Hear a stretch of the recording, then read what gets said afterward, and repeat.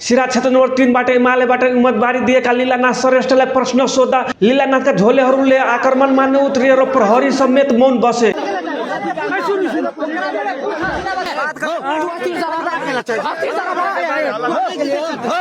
यो एमाले लीलानाथका यस्ता झोलेहरू हुन् कि जीवनभर बिना काम गरिकन केवल भ्रष्टाचारी दलाली फिरारी फिरौतीहरूमा बसेर आफ्नो जीवन बिताइरहेछ र एउटा मध्यवर्गको व्यापारी भन्दा राम्रो जीवन यापन गरिरहेछ।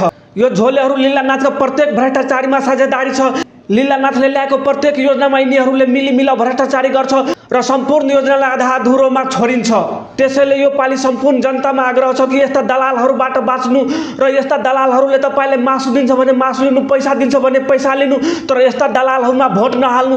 यो दलालहरूले बाँट्ने पैसा हाम्रै पैसा हो, हाम्रै ट्याक्सबाट उनीहरू भ्रष्टाचारी गरेर हामीलाई नै बाँटिरहेछ। त्यसैले पैसा दिन्छ भने पैसा नछोड्नु, पैसा लिइहाल्नु तर भोट नदिनु यो दलालहरूलाई। यो पालि सबक सिकाउनु नै पर्यो। यो पालि लीलाको लीला लगाएर नै पठाउनु पर्यो।